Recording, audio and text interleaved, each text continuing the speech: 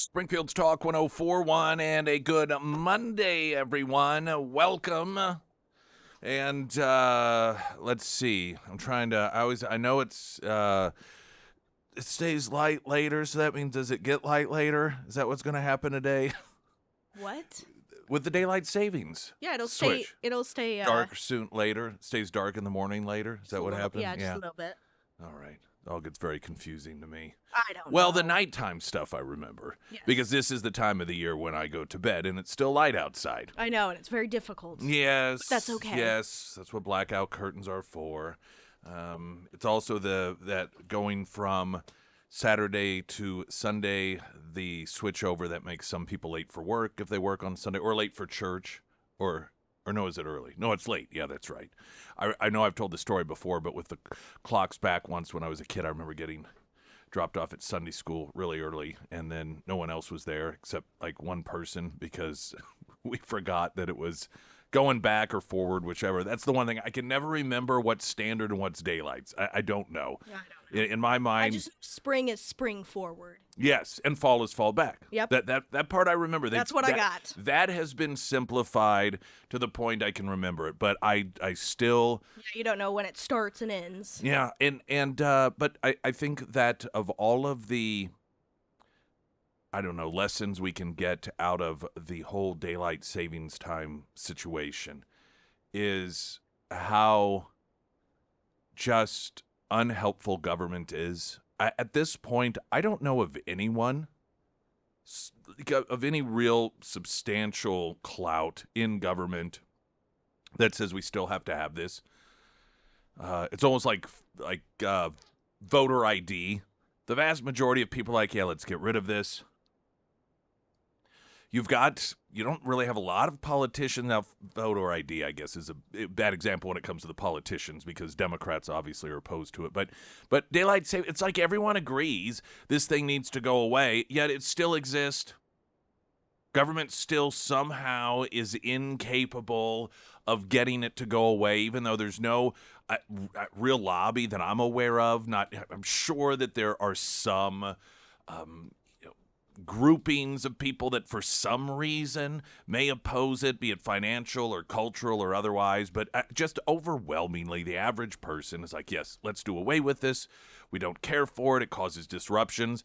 This is the time of year that generally you'll see these different articles pop up about how the first couple of weeks after the switchover, you see an increase in heart attacks and these other physical ailments just because of the stress on the body that, it can cause. Evidently, this is what, these different health reports will pop up and show this time of year. Yet, this is just the way that we do it. We've always done it this way. Not always, but in our lifetime, we've always done it this way. And I just urge people to look at daylight savings time.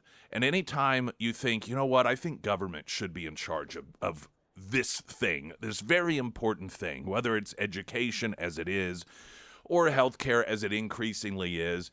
Yet when you see something so clear and so obvious as daylight savings time and the switch back and forth that everyone's like, it's way past its usage, we don't need to have it anymore, yet it's still here. Can't manage to get rid of that thing. And so is that really the institution, government, that we want in charge of all things? Some people, the answer obviously is yes. Ironically, those are the people that generally march out into the streets and sometimes turn violent over government entities itself, yet they're the ones who want more government everywhere. Make sense of that. So anyhow, Pyramid Roofing Company, text line 447-KSGF. We are going to get updated on the latest news in Iran. The Ayatollah al-Khamenei's son, he's been named Iran's next supreme leader. We'll see how long that lasts exactly. And, some of the developments over the weekend, much of it is just, there's a lot of discussion that really people apparently are starting to get it when it comes to the Democrats trying to position this as an illegal war, and just even beyond that, these claims that the problem here is that Congress wasn't consulted because, one, it was, but then you have these Democrats all over the place, Nancy Pelosi being one of them, on social media, clips from back when Obama launched the 7-month war against Libya that not only wasn't threatening the United States, but that period of time, Gaddafi was bending over backwards. He was trying to be an informant to terrorists or against terrorists. He really, really wanted to win favor with the United States. And much of it was people speculated at the time. He saw how Iran was getting billions and billions of taxpayer dollars from the Obama administration and thought, I want some of that. What do you want me to do? I'll be a good guy. I'll do whatever you want. And despite that, the Obama administration decided to launch a war against Libya 7 months long for the sole purpose of overturning the regime. The only argument being made is that he was, mean to protesters, would kill protesters, the same thing that's been going on in Iran for a very, very long period of time. And when people realize and remember that, and then those same people are out there and their argument against the action in Iran runs exactly counter to what it is that they argued when their guy was in charge, they lose credibility on the argument, and people begin to tune them out.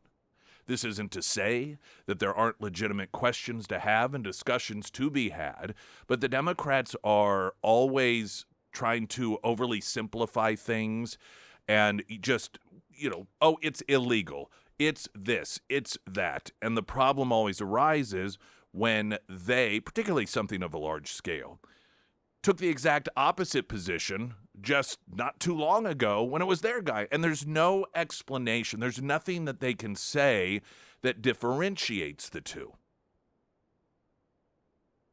The irony of it is the anti-war with Iran side loses the ability to win people over to their perspective when, if they actually legitimately, intellectually gave reasons as to why it is we should not do this, they might win some people over. So they are getting in their own way on this thing.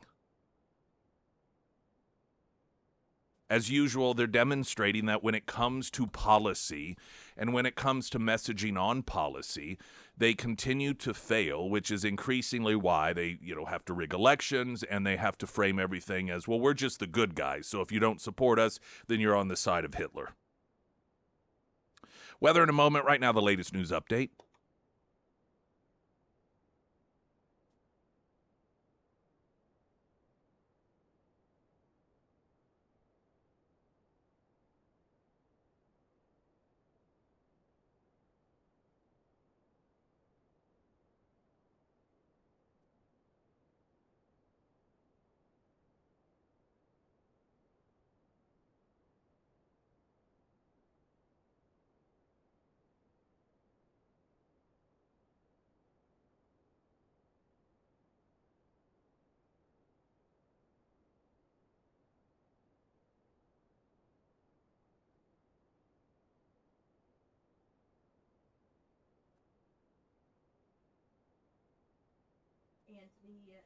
And the first alert forecast from Ozarks First meteorologist Tom Schmidt, sponsored by St. Clair of the Ozarks Home Improvements. Today we'll see sunny skies with a high near 78. Tonight, partly cloudy with a low around 61. For your Tuesday, a slight chance for scattered showers in the afternoon, otherwise mostly cloudy with a high near 81. And for Wednesday, showers and possibly a thunderstorm with a high near 65.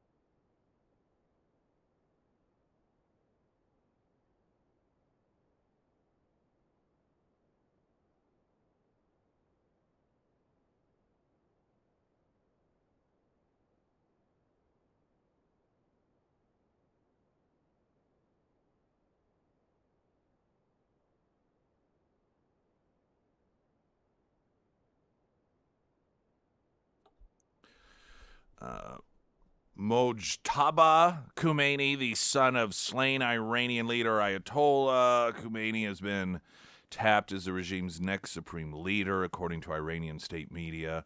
The 56-year-old new leader, who has been dismissed by Trump as a lightweight, was chosen by the nation's elite clerical panel, known as the Assembly of Experts, just 8 days after his father was killed in the U.S. operation known as Operation Epic Fury. So probably not a job that one desperately wants, but you never know. You always have those people that just, get really excited about a title increase regardless of any sort of potential troubles on the landscape. That you've got, so, okay, Iran, they've just been, as you know, shooting missiles at everyone under the sun. And there's two real approaches, to this. Like why are they doing this? Why? One is we're just going to take everybody down with us. Blaze of glory type of thing, right? The other is the belief that these other countries would once they came under attack, tell the United States to stop, and Israel. That they would say, whoa, wait a minute here. We're starting to now get a little bit of this, and we don't like it, so you need to quit it. You need to stop doing this.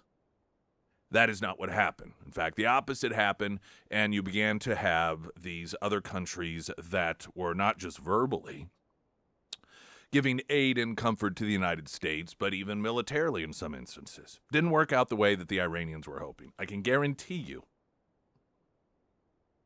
this is exactly what Donald Trump planned would occur.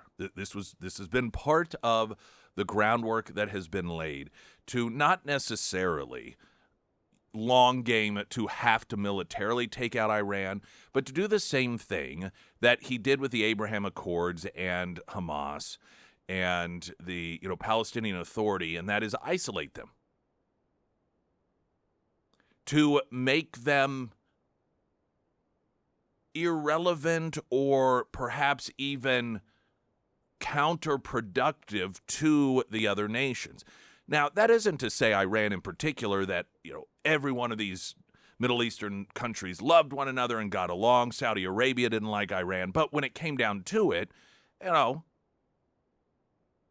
if Israel was in the fight or the United States was in the fight, then like a family that's dysfunctional, you don't talk about my mama. They all get together. And then the enemy of my enemy is my enemy. And Donald Trump has spent a great deal of time, because he knows how to do this stuff, craft scenarios in which it's beneficial for all of these countries to stop doing that.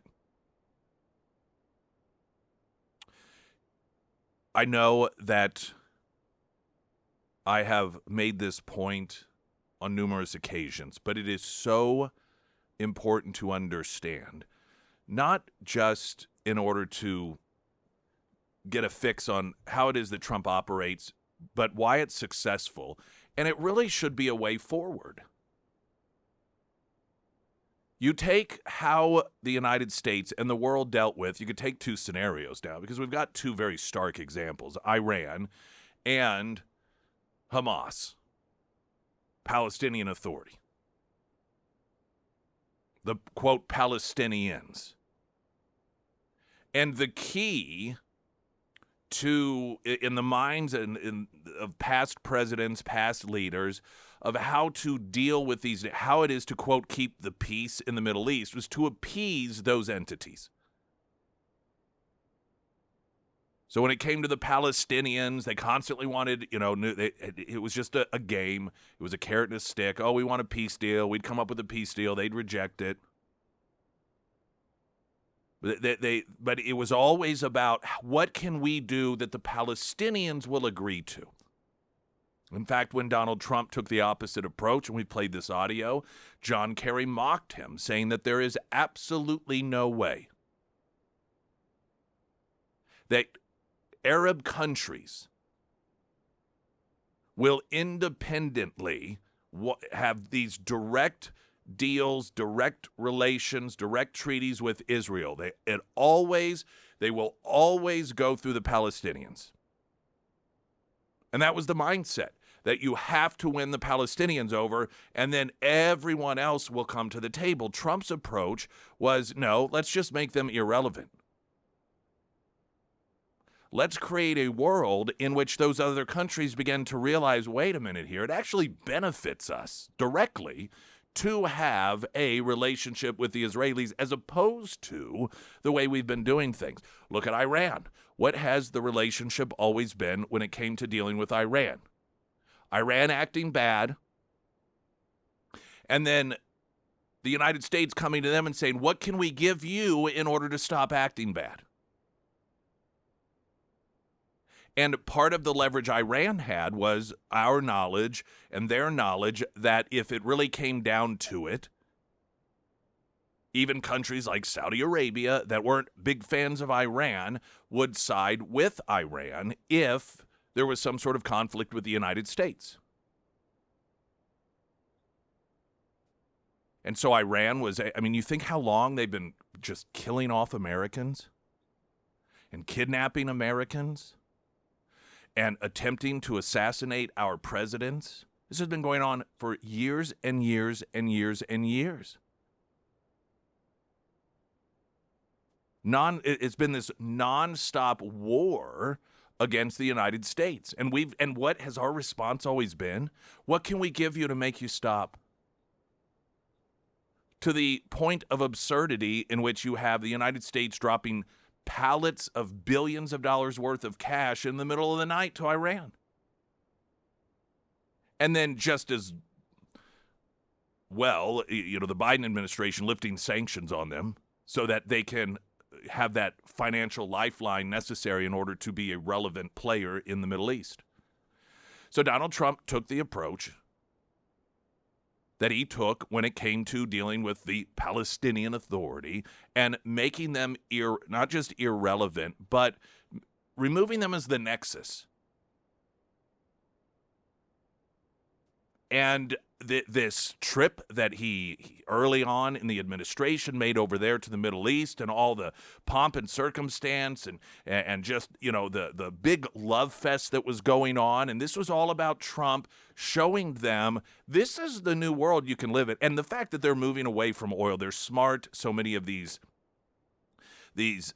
governments in these Arab countries, they understand that the future they've got to expand, and some of that is in sports, international sports. A lot of it is in AI, it's in technology, and Trump recognizes that, and so he demonstrates to them, look at Iran. You really think with what you recognize as the future of your country, saddling up with that backwards country is going to get you where you need to be? He got them to recognize the future and got them to recognize Iran's just dragging them down.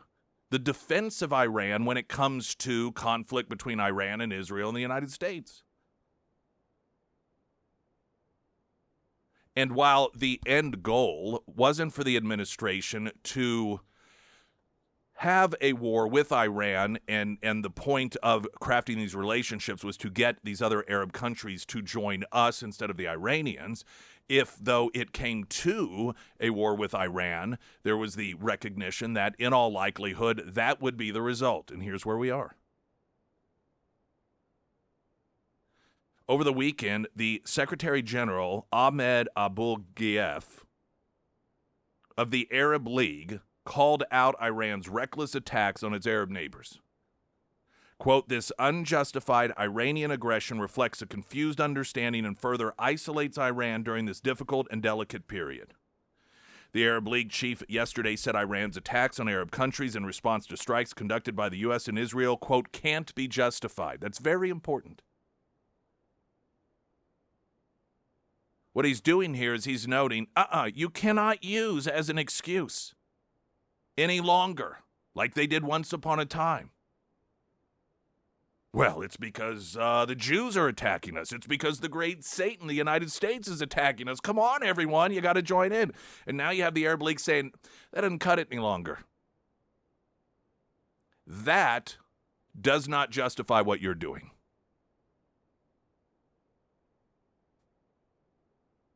This is 100%. These relationships and these reactions, a result of Donald Trump policies and relationships. Springfield's Talk 1041, I'm Nick Reed.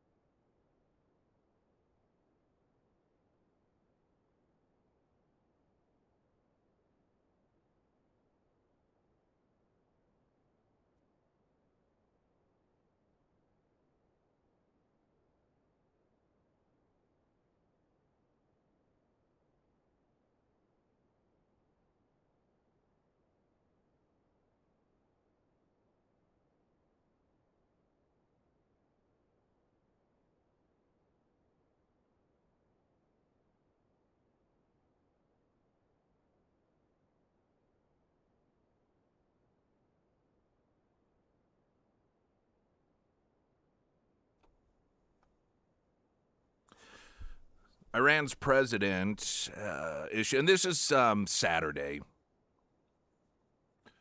issued a televised address apologizing to all of its Arab neighbors for, shooting missiles and things into their countries. In a pre-recorded 5-minute video statement aired on Iranian state television, Pezeshkian apologized for, I'm sure I'm saying that wrong, for Iranian strikes on neighboring countries while simultaneously warning that Iran would never surrender to outside pressure. Blamed the attacks on Arab neighbors on they were really confused. There was a lot of confusion going on. We had a lot of people killed. We didn't really know who was in charge. So you gotta just understand. Even if there is confusion, I'm always I really, truly, genuinely am interested in how this stuff occurs, because the way that apparently, and this tracks with an authoritarian regime, is you really just don't have so much. I mean, there's a chain of command, but it's more management. It's not the chain of command isn't necessarily given authority to make meaningful decisions. And so if you do lose the top leader that that passes down, the word trickles down, the order trickles down. Well, what happens then?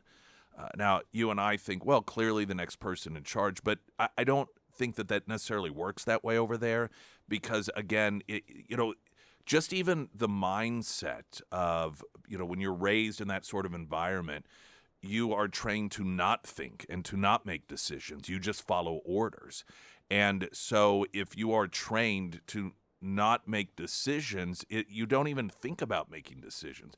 You kind of see this just in everyday life with people that are coddled or just whatever their environment is that they've grown up in which decision making, they never think, and so they just don't make decisions. They don't do things. And if you have those sorts of people that are in so-called leadership positions in the Iranian military, and they aren't being, there is no one, there's not that supreme authority that is saying, here's what we do next, and no one is offering up to fill that void during a period of time of chaos, even if it's just a lack of ability to communicate with one another.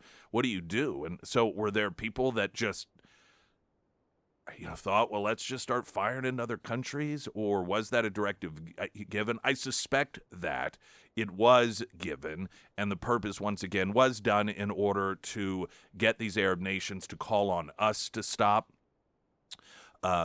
because that was what was causing it to occur, the United States and Israel. And if we, after all, weren't attacking Iran, then Iran wouldn't be doing that. But, of course, that's not how it worked out. So they instead came up with this excuse that, hey, we just had a lot going on and we weren't really sure who was in charge, and so that resulted in people like, I know what let's do, let's hit Kuwait and a number of other nations. But nonetheless, the apology didn't seem to go exceptionally far with the Arab League.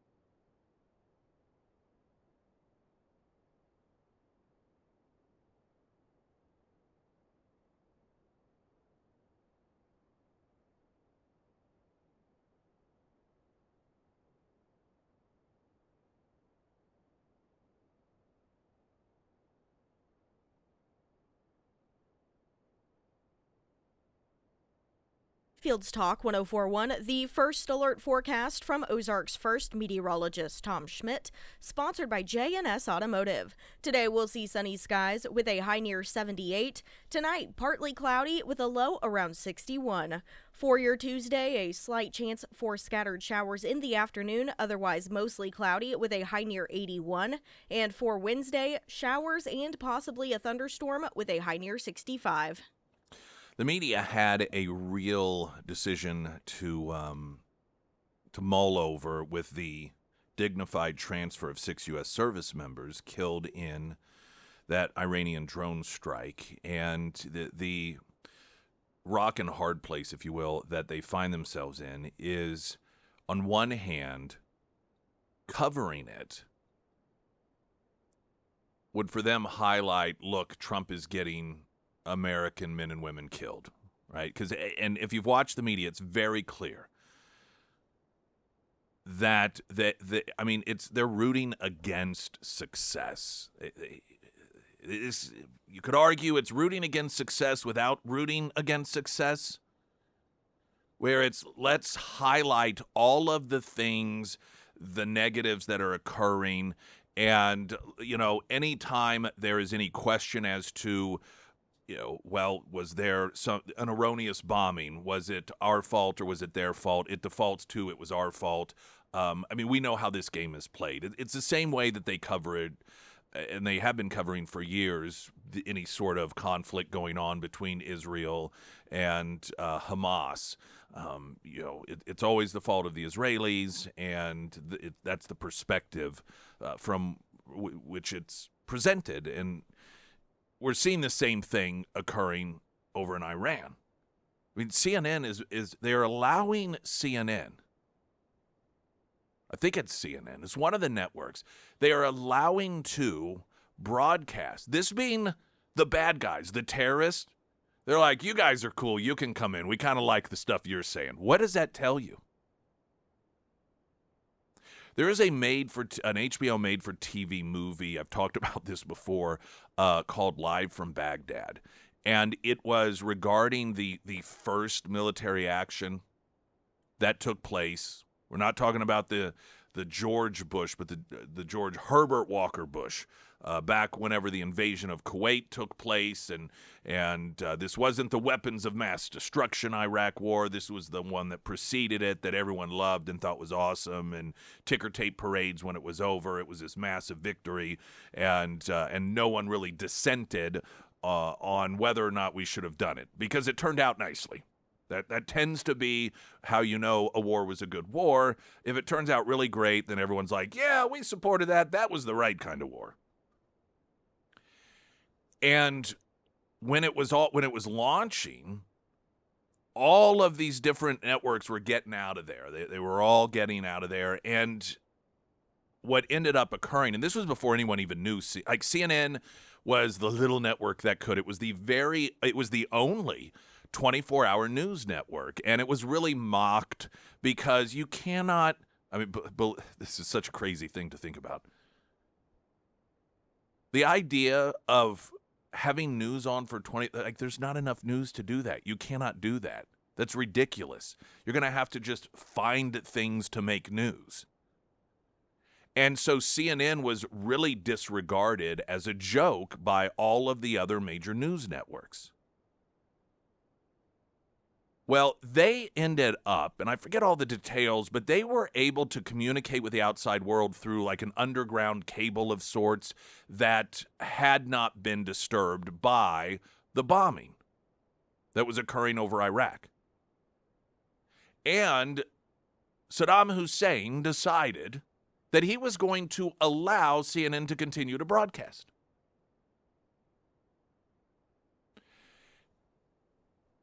And and Michael Keaton is in this. Michael Keaton plays a CNN producer by the name of, I forget the character's name. But it's all, based off a true story. You got Bernard Shaw. He's portrayed in this. You've got Peter Arnett. He's portrayed in this. These all were people that weren't known until this all occurred.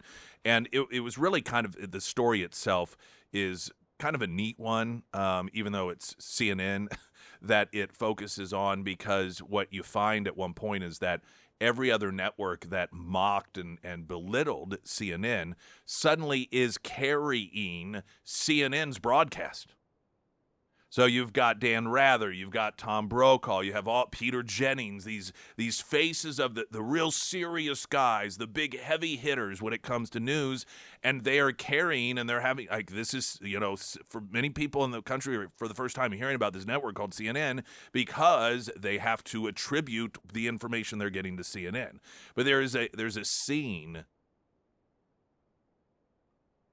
in the movie in which Michael Keaton's character is having a discussion with some of the other CNN folks there on the ground, where they're openly acknowledging the problems with the fact that Saddam Hussein, for whatever reason, is allowing them to continue to broadcast, knowing that he has an information ministry and that that there is no freedom of the press in Iraq. And so why is it, what is it about us that Saddam Hussein likes so much that he is allowing us to continue to broadcast? And they make some concessions along the way in order to keep broadcasting, kind of rationalizing to themselves, well, okay, we make this concession here, but if we don't, then we won't be getting any news out at all, and some truth is better than no truth. And so there's a lot of just real internal discussions and questioning about what this means, and are they... Why are they there? Are they there to report the news, or are they there to, quote, make a difference? It's an interesting move. It's interesting for a couple of different perspectives. One, to see that self-analysis play out, at least the way that it is portrayed in the film, but also just the portrayal of the first days and what it was like there in Iraq, where you have all of these networks, and then they're like, we got to get out of here.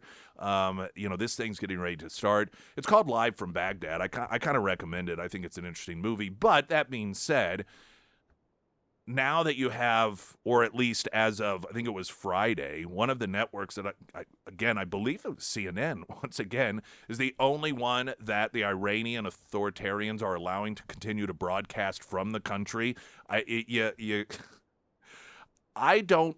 Here's what I think. The potential honest self-reflection that may have taken place amongst the people at a network like CNN during that first war in Iraq about, the internal struggle they had as to whether they were being used by the bad guy and what that meant and why they were being used. I don't think any of that struggle exists with these media outlets any longer. They're all on board for it because they think we're the bad guy.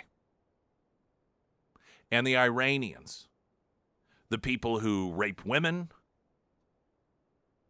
for showing their hair, who gouge out their eyes for wearing eyeliner, who treat women like property because they consider them to be property, that those are the good guys that we just won't leave alone. And the willingness of that sort of regime to allow them to broadcast from their country because they apparently are pretty okay with the way that they're covering things is not something that I believe probably bothers that network. Now, I got way off track, and I got to get a traffic update because I was talking about the media and having a real decision to make in terms of covering the dignified transfer of the service members that President Trump and First Lady Melania attended, but why that was probably a difficult decision for them. That next, I'm Nick Reed.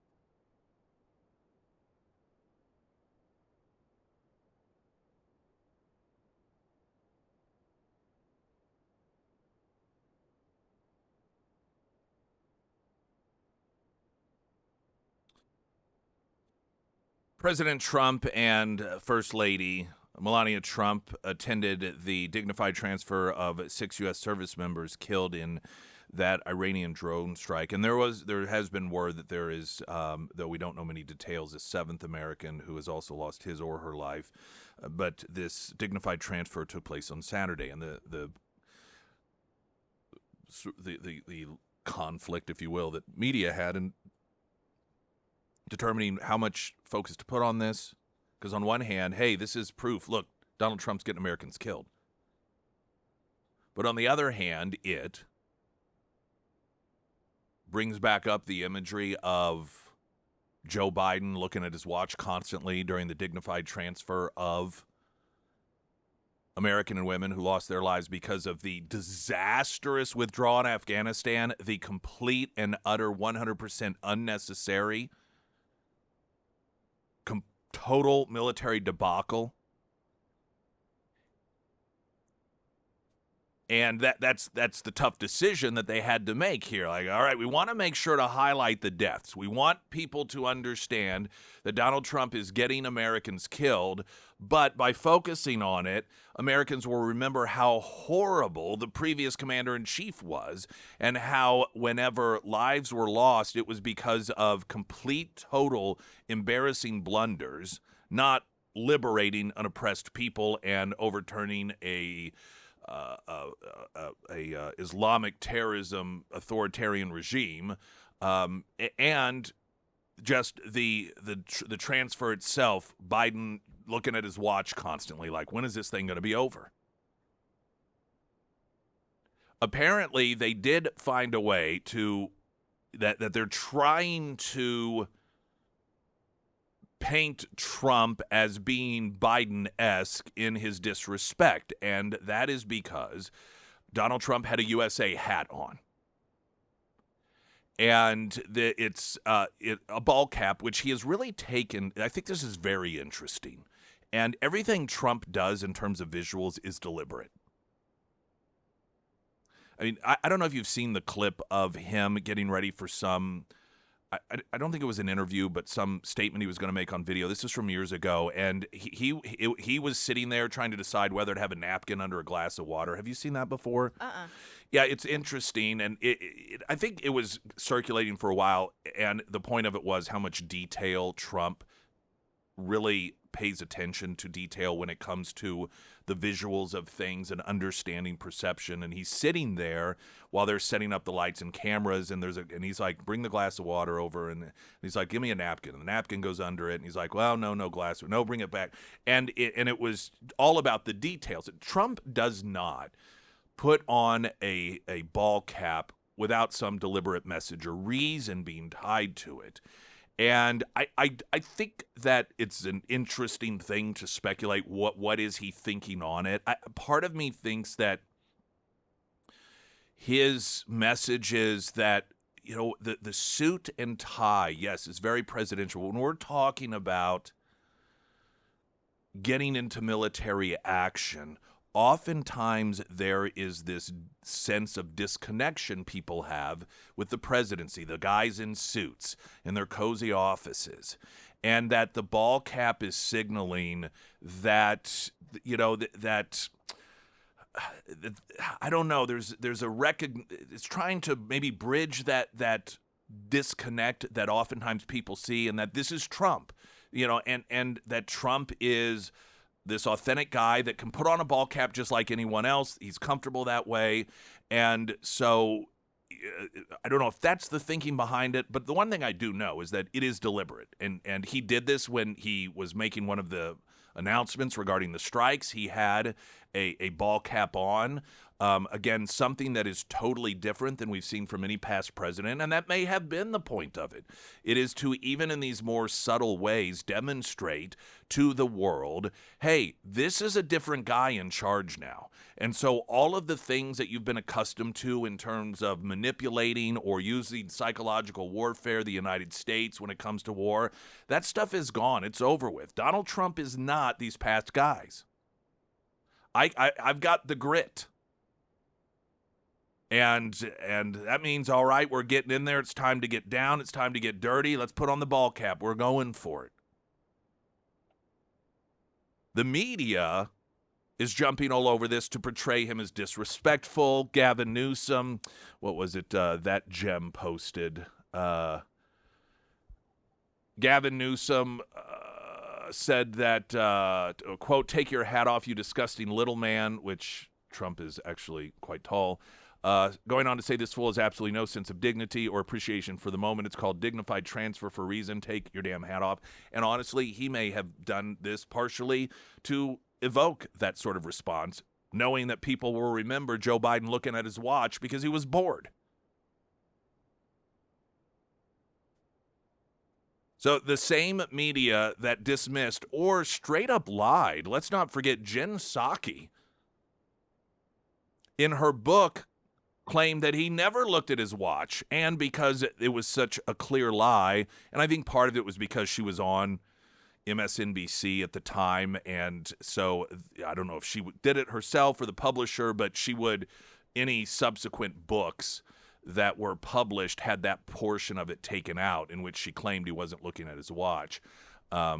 But those people who covered up and dismissed it and acted like it was no big deal are the same people that are pitching a fit because Donald Trump wore a hat. I thought it was interesting. One of the articles also referred to it as, let's see, this is from the Washington Examiner, which generally isn't that left wing, but referred to it as a personally designed hat, which I think a lot of people infer that means it said Trump. But unless I'm missing something, the footage I've seen, he's wearing a hat that says USA. And I suspect when it comes down to the family members of those who are there for the dignified transfer, that's probably not a top concern for them. Traffic update, I'm Nick Reed.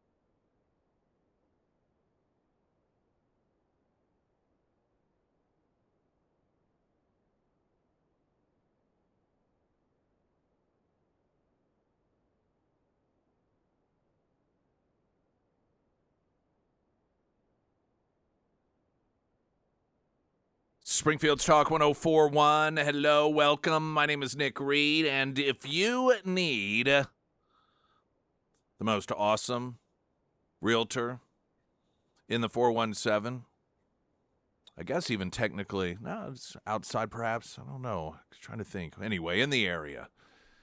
Emily Johnson, House Theory Realty. Home buying, home selling, I recommend that you can find her on social media, of course, but check out reviews. And anywhere and everywhere you can find reviews, whether it be Zillow or Google reviews or Facebook reviews. And you're going to find some very consistent things in there. But the one thing, the theme throughout all of it is that she is the absolute best, and she's highly recommended, whether you are looking to sell or buy. Thinking you can go at it alone isn't the best. This isn't a thing that is as prevalent as it was when houses would go on the market for 12 seconds and then go right back off. And so people are thinking, I don't need a realtor. What am I going to pay commission for? And one of the things that I learned is that even after commissions, on average, you still got more than not using a realtor. And that's because when the person who is buying your home has a realtor, they know what to do. They'll buy, but can you cover this? Will you cover that? And no, this is just standard stuff. Well, what do you know, right? That's why you definitely not only need someone to help you, to be there to guide you through it, but you need the best, and that's Emily Johnson, House Theory Realty. There was an exchange with the UN ambassador, Mike Waltz, on NBC. And, the media, the things that they focus on, it's this like hyper focus on these nitpicky little things that from an academic standpoint aren't necessarily irrelevant, but it isn't the overriding concern. And this attempt to really declare this an official war. In fact, I'll play for you the audio. This is Kirsten Welk with Mike Waltz on NBC regarding this, now, so is it a war? But is this a war? Words matter. Is it a war? Are you saying it's a war? Is it a war? Is it a war? Oh, and you just said there that Iran started this war. This is what President Trump has said about this conflict.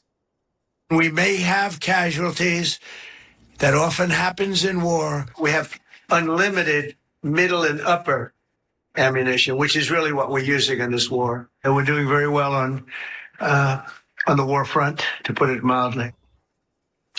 As you know, words matter. Does the Trump administration, do you describe this as a war against Iran? Well, I describe it as Iran's been at war with us, as I just said. So it's a war. It is a war. President Trump is President Trump. All right. So now there's a couple points to be made here. One, I would love the turnaround question to be, what difference does it make? And not as a rhetorical question, not to make some point, not a Hillary Clinton when it comes to Americans killed with Biden's war on Libya, and what difference does it make how they died or why they died? But genuinely, why are you asking? I think that's an important question to ask. Why is it you're so insistent on, is this a war or not a war? Now, the reason for it, of course, is because they want to circle back around. They can't really argue the merits of this stuff so much because they know everything they claim that they're for screams this war should happen. These are the free Palestine people. These are the women should be liberated to do what they want, and the LGBT community needs to be protected. Like everything that the left and the media claims they stand for screams that we should be doing this in Iran. So they can't talk about that. So instead, they've got to hyper focus on, is this officially? So you're admitting this is a war? So they can bring it back to, well, only Congress can declare it a war. which, as we've talked in the past, is different than making war. It doesn't make what's being done unconstitutional. And when it comes to the War Powers Resolution Act, that is something that's been noted over and over again. No president of any party has ever believed that that's constitutional, but nobody bothers to challenge it. They're just like, okay, fine, we'll keep you in the loop if you want, except for Obama with Libya, of course. But he was Obama, so Democrats don't have to abide by the same rules as everyone else.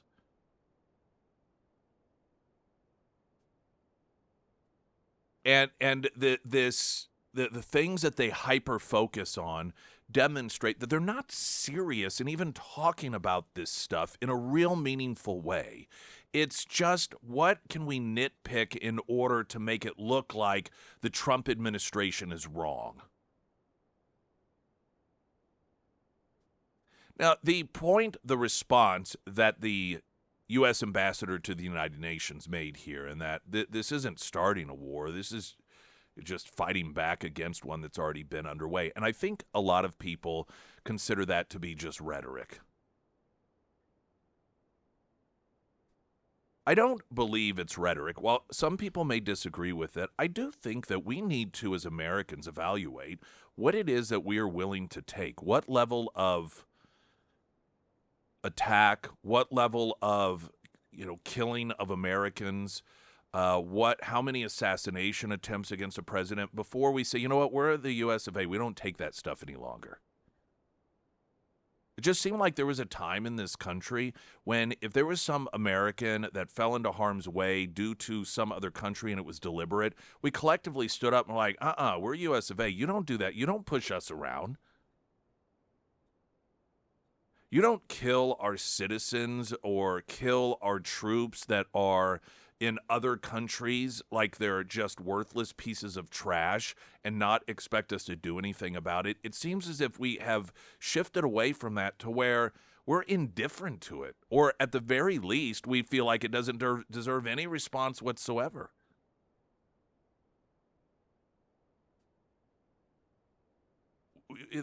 During the Obama administration, they kidnapped, in violation of international law, which the left seems to care so much about,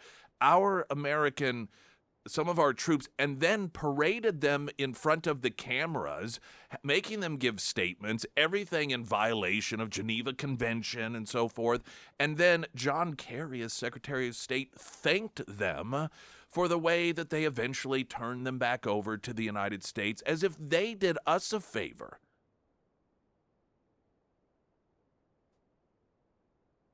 And as I reflect on this question as to, or the remark that, hey, we didn't start this. This started some time ago. We're just finally responding to it, really caused me to evaluate the fact that as a country, we have just allowed our men and women, over 1,000 of them over the decades, just, sometimes be taken all in one shot, be paraded in front of cameras, humiliated. We as a country just acting like we're this spineless,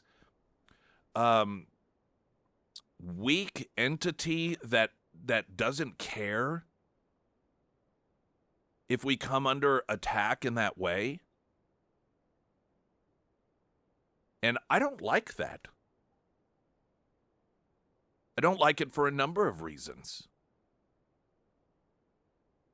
Another thing I don't like is I've seen some people that are, they list off all the reasons that we shouldn't do this. And, well, it doesn't bring the price down of this. And it doesn't make us safer because we've already seen a couple of terrorists carry out terrorist attacks in the United States. I don't like that perspective either, that we are supposed to essentially not retaliate against a country that has been carrying out attack and openly say they want to destroy us and have plots underway to assassinate our own president of the United States. But because they plant some terrorist here that may go on a rampage, we're going to let them hold us hostage in our response? Well, we can't respond because, see, they're going to, they've got some people here that are going to carry out terrorist attacks. And so, no. When did we become this nation that allows other countries to dictate to us our response because we're afraid? Not only is that counter to what we have long been as Americans, but it also puts a target on our backs. By the way, and I don't think this should go unnoticed, and we'll talk about this a little further. We've got to get news. And I think we'll have Congressman Burleson on if he'll still be able to visit with us as I've gone late. But the Pakistani national that was charged with organizing or attempting to organize an assassination plot against Trump on behalf of the Iranian government was found guilty of murder for hire and terrorism charges in Brooklyn last week. Did you even know there was a trial underway regarding an Iranian plot to assassinate Donald Trump and that assassin? When there's this entire debate and discussion going on as to whether or not our response or Iran really has ever, quote, done anything to us. And right in New York City, there is a trial underway and a guilty verdict of an assassination attempt from Iran, and it hardly any coverage whatsoever. New York, Just the News had an article, New York Post, of course, local news, New York outlets, and I'm not saying that it doesn't get a mention here or there in national media, but it certainly seems like a significant thing given that we're at war with this country right now. Latest news update.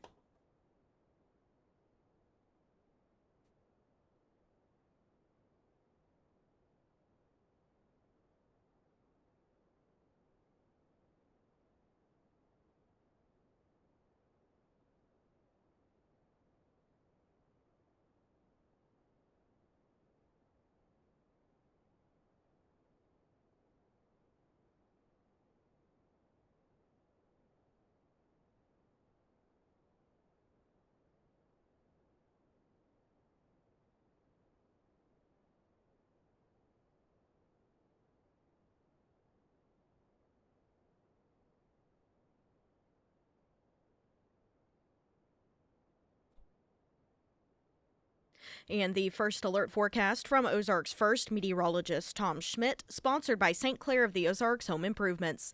Today we'll see sunny skies with a high near 78. Tonight, partly cloudy with a low around 61. For your Tuesday, a slight chance for scattered showers in the afternoon, otherwise mostly cloudy with a high near 81. And for Wednesday, showers and possibly a thunderstorm with a high near 65.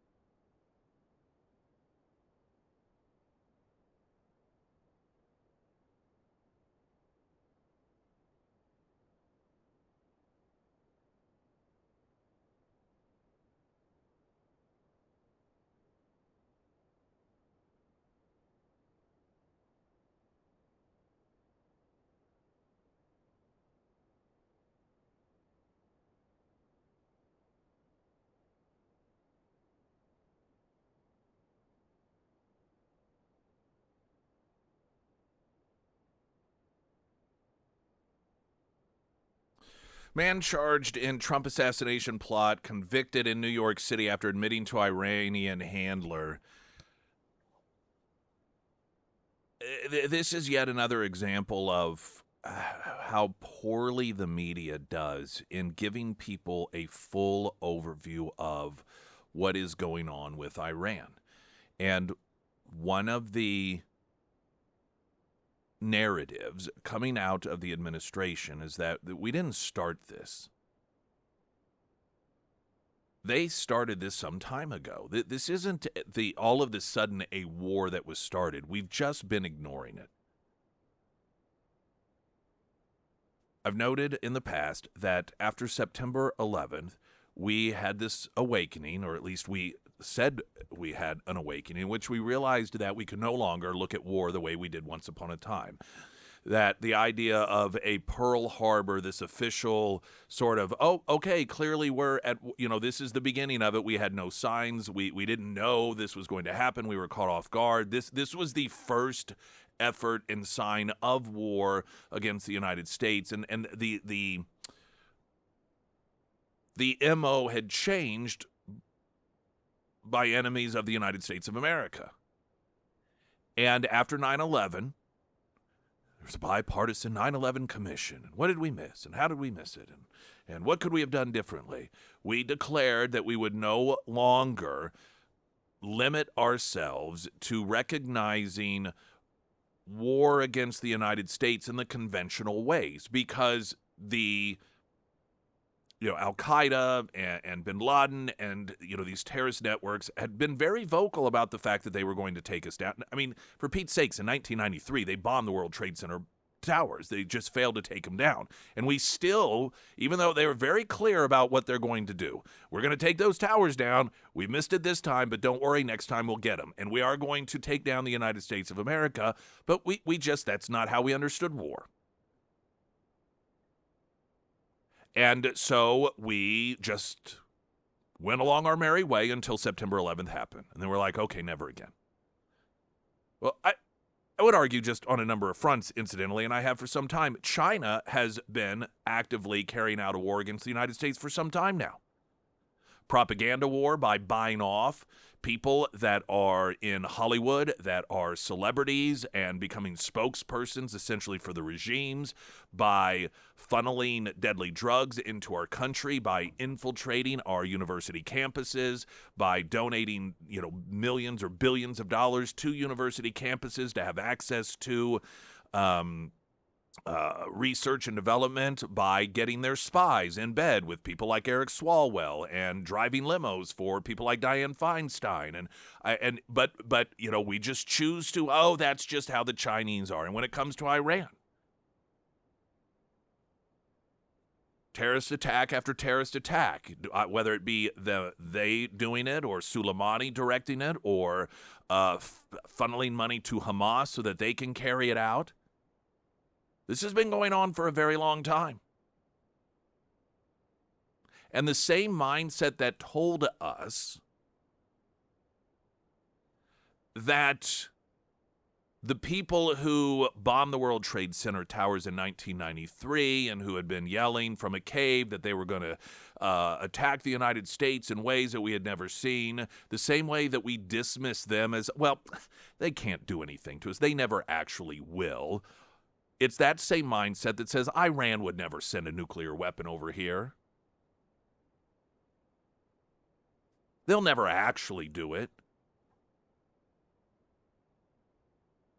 Of course, that doesn't mean simply because we were wrong when it came to 9/11 that we know for a fact Iran would do it, but wouldn't it be a little foolish of us to dismiss it out of hand completely and to pretend as if it's not a possibility? I think so. Then yesterday we have this trial, last week. They're actively this is the government of Iran trying to assassinate the president of the United States. And we still act as if, now they're not really doing anything to us. What do they have to do before we acknowledge that they are and have been at war with us? Here's some from Just the News. The Pakistani national charged with attempting to organize an assassination plot against now President Donald Trump on behalf of Iranian intelligence was found guilty of murder for hire and terrorism charges following a jury trial in Brooklyn. The federal jury took just 2 hours to convict Asif Mashant, 47, after testimony from a confidential informant, 2 under FBI agents who posed as mafia contract killers, and the defendant himself, according to the New York Daily News. Federal prosecutors have alleged that 2 Iranian-linked plots to assassinate then-candidate Donald Trump, both linked to Islamic Republic Guard Corps, were launched in 2024 as Iran sought to meddle in the elections to stop Trump's return to the White House, with one of the trials kicking off in late February, just days before U.S. and Israeli strikes commenced against the Iranian regime last Saturday. The Justice Department filed charges against Pakistani national Asif Mashant and against Afghan national Farhad Shakari for their roles in Iranian-backed assassination plots against Trump. The former defendant's somewhat convoluted plot targeted Trump, while the latter defendant's apparently more sophisticated plot was also aimed at the president. Shakiri remains at large in Iran. Mershant pleaded not guilty, and the trial against him began last week shortly before the initiation of Operation Epic Fury. A jury found him guilty following roughly a week-long trial in New York City. Attorney General Pam Bondi saying on Friday the man landed on American soil hoping to kill President Trump. Instead, he was met with the might of American law enforcement. The Department of Justice will remain ever vigilant to protect Americans, prosecute terrorists, and halt acts of terrorism before they happen. The Iranian assassination plots against Pearl are detailed in press releases and court filings by the Justice Department and the FBI, while prosecutors have not linked the Iranian efforts to the other assassination attempts against Trump at the Butler, Pennsylvania campaign rally and the Florida golf course. The Iran origin murder for hire allegations show the multitude of threats against Trump's life during the 24 presidential campaign.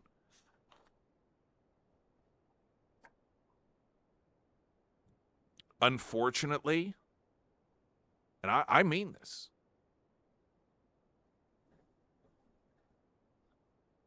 if they were successful in assassinating Trump, the media would still declare that not to be a reason to retaliate against the country. Because they have normalized the desire to assassinate Trump. To them, it is just a reasonable response to a man that is an out-of-control psychotic dictator, and so the fact that Iran is trying to take him out, it's just, I mean, you can't blame them, can you? They may not verbalize it, but the way that they cover this, and the way that they cover Trump, and the way that they have downplayed past assassination attempts demonstrates their attitude towards it. Pyramid Roofing Company text line 447-KSGF. I'm Nick Reed.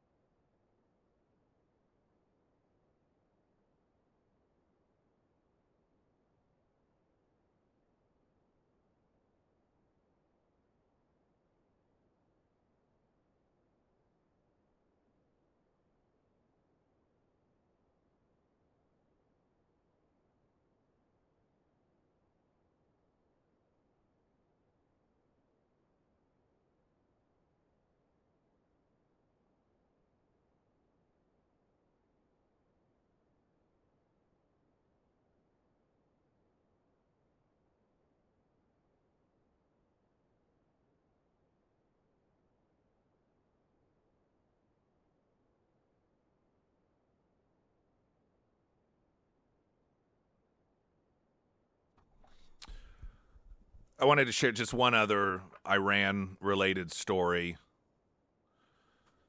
and it's regarding woke actor Ben Stiller. And he was making a post responding to the White House, utilizing a number of different clips from movies, among other things, as part of this promoting the America's might when it comes to the war. It included movies like Star Wars, The Force Awakens, Deadpool, Transformers, John Wick, Top Gun, Iron Man, Tropic Thunder, which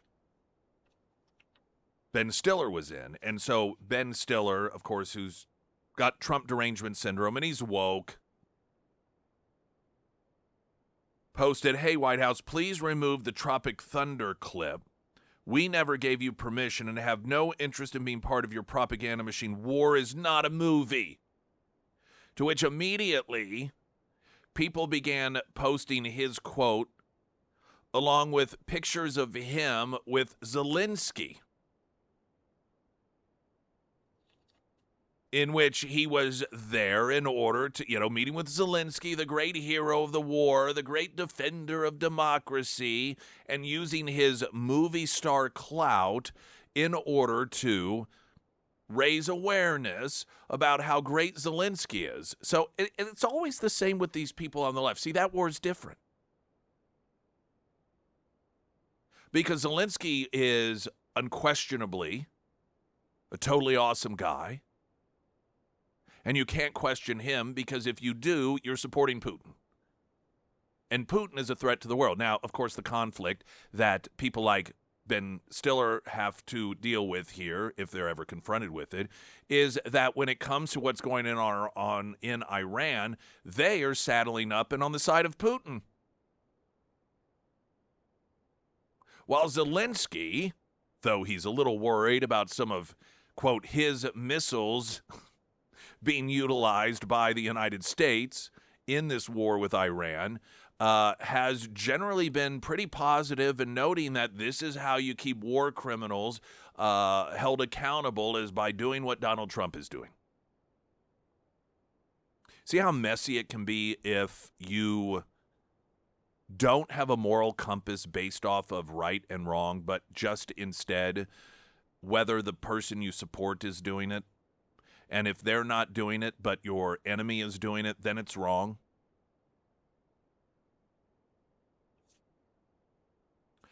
I want to switch gears here, and there were some numbers that came out regarding the government workforce. And I think a lot of Americans, Trump supporters in particular, when it comes to Doge and downsizing the size of government, have felt just a little bit disappointed because Doge went away. And there was just this sense that what started off really hot and really meaningful, just eventually it got attacked enough to where it just went away quietly, and those meaningful efforts that so many Americans supported and voted for are no longer in play, and it left a lot of people disappointed. But Fox Business reported last week that President Donald Trump and the Department of Government Efficiency, known as DOGE, efforts to reduce the federal government's workforce were seemingly reflected in recently released data from the U.S. Office of Personnel Management. The data showed that the government's civilian workforce shrank by 12% between December of 24 and January of 26, going from a headcount of 2.3 million to just over 2 million. Separate data also released by the OPM shows that the majority of employees who left during that time did so voluntarily rather than being forced out, Reuters reported. The outlet also noted that administrative staff, customer service representatives, and IT managers were at the top of the list of positions that left once Trump returned to office. You may recall that there was the offer of buyout, so a lot of people left voluntarily. OMP Director Scott Cooper told Fox Business, reshaping the federal workforce is essential to building a government that works for the American people, not the bureaucracy. By realigning roles, streamlining operations, and modernizing how agencies manage talent, we are strengthening performance and accountability across government. This effort ensures taxpayer dollars support a workforce that delivers efficient, responsive, and high-quality services. Now, I, like many of you,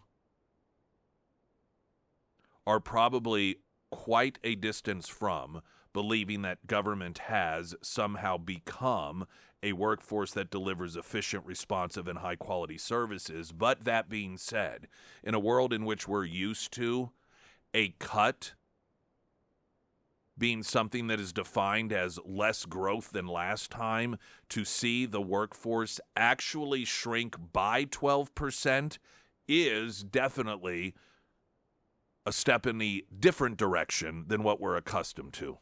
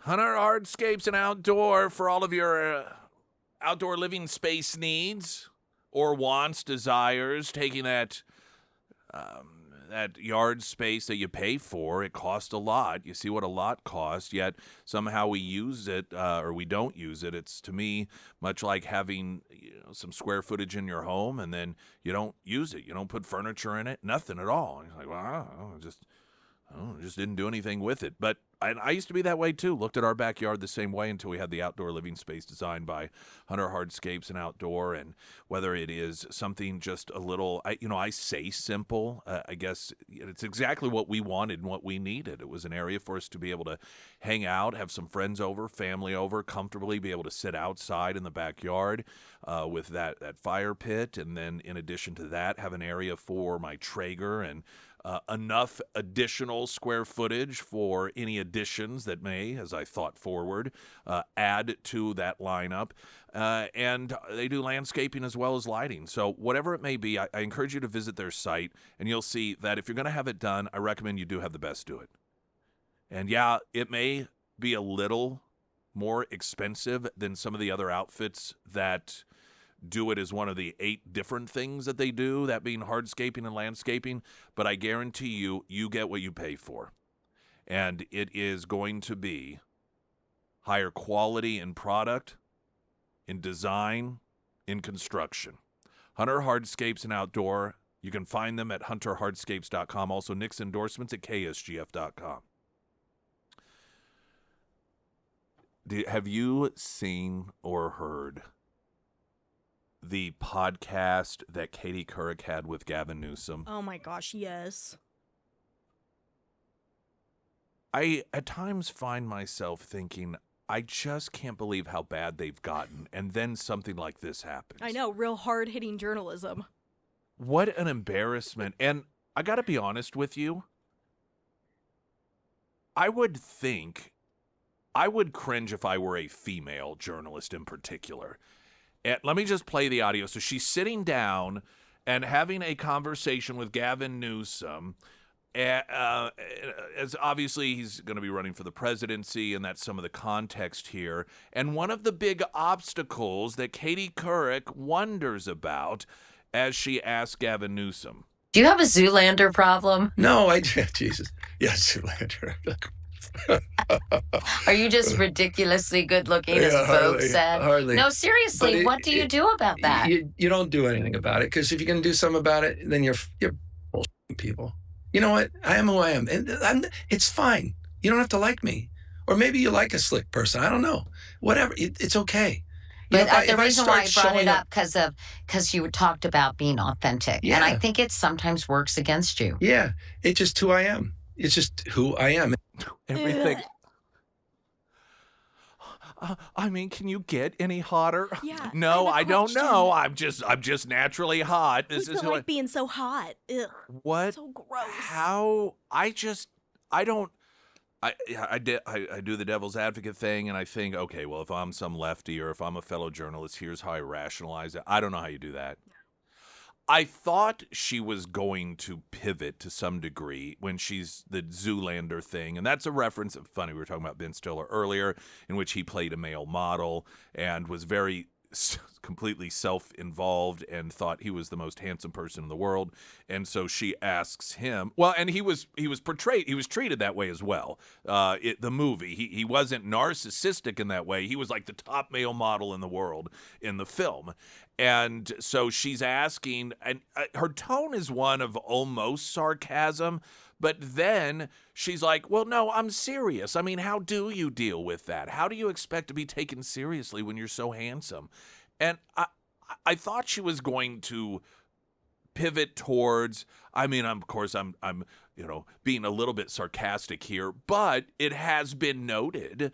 There was a Vanity Fair piece that talked about how handsome you were. I mean, does it bother you that instead of substance, that some journalists instead are focusing on your physical appearance? I think I would be sort of a backhanded, gushing compliment, but still at the same time, okay. You could argue that's a legitimate question, but she was just straight up girly 13, 14-year-old, screaming Justin Bieber fan, and oh my gosh, like, how is it you're going to handle being so and then the fact that he wasn't even like, hey, no, I appreciate it. I think it's overplayed a little bit. He totally leans into it. He's like, well, I just, that's just who I am. I'm the most handsome guy you've ever met in your life. I don't know. What are you going to do? I can't deny it, because he literally said trying to deny it, people would see that as BS.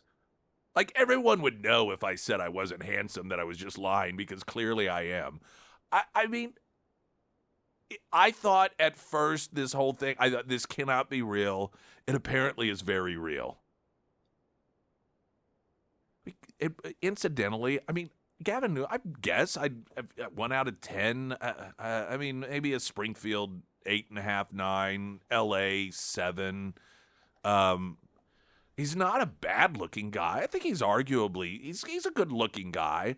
He's a little icky, but I think he's a far cry from being so dramatically handsome that a journalist like Katie Couric can't stop herself from fangirling over him. Like, am I missing something here? Is he that attractive? No, I don't think he's attractive at all.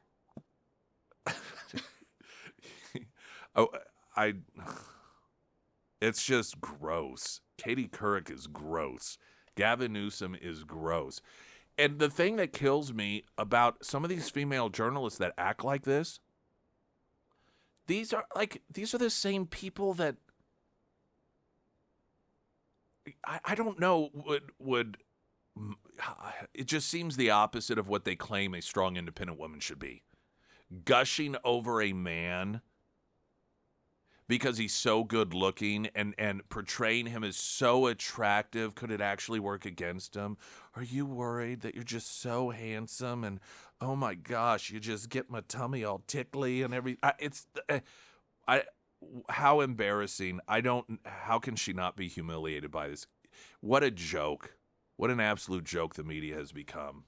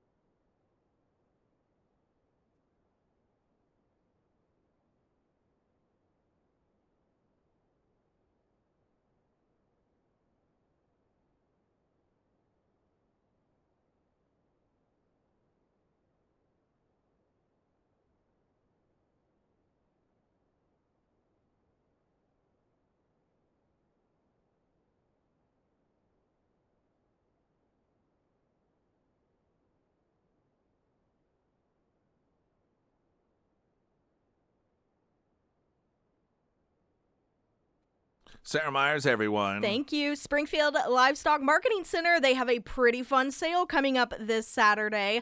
They will host a bison and Brahman sale. So if you have been out there looking to add something a little more unique to your farm, here you go.